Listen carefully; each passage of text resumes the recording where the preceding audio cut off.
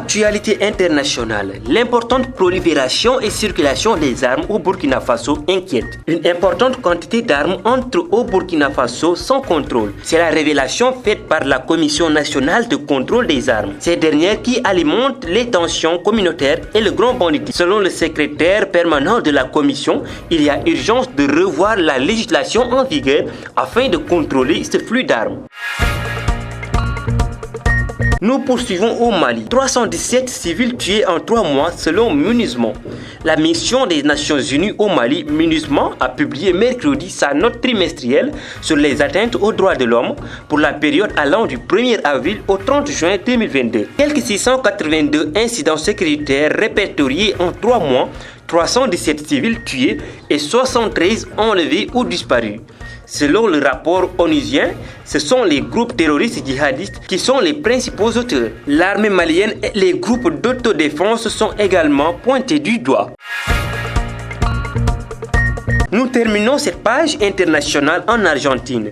Un homme arrêté après une tentative d'assassinat contre Cristina Kirchner. Un homme a été arrêté jeudi 1er septembre au Buenos Aires après avoir pointé son arme à feu chargée sur la vice-présidente argentine Cristina Kirchner devant son domicile. Incident qui a suscité une vague de condamnation de la classe politique du pays et à l'international. Pour le ministre de l'économie Sergio Massa, il s'agit d'une tentative d'assassinat.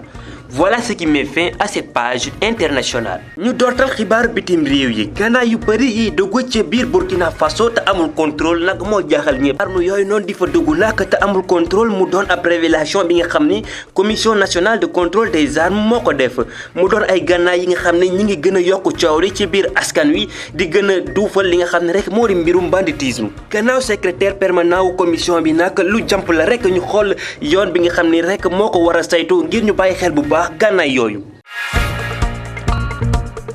ñu tàbbi ca Mali lu toll ci ñetti téeméer rek juróom-ñaari nit nag jot nañ leen rey ci ñetti weer foofa ci MINUSMA gannaaw lañu for ca MINUSMA nag di liggéey ak waa Nations Unies moom moo bind di xamle rek li ko dalee 1er avril ba 30 juin 2022 rek ay congo ñi ngi am rek jëm ci li nga xam ni moo di droit de l'homme yi ñu tëbbal toll ci 682 congo nag jot nañoo am ci ñetti weer ñu daat ci rey lu toll ci ñetti téeméer rek juróom-ñaari nit mu am tamit lu toll ci 73 nit yi nga xam ni rek ñoom jot nañoo riir gannaaw li nga xam ni rek waa ONU ñoom ñoo ko publier ñii di def li ni mel nag du ñeneen ñu dul rek terroristes yi di nekk ci mouvement jihadiste yi ñi nga xam ne nag ñoo di armée malienne ak ñi nga xam ni ñoo yor karangi réew mi ñoom ñooñu dong lañu joxoñ mbir moomule.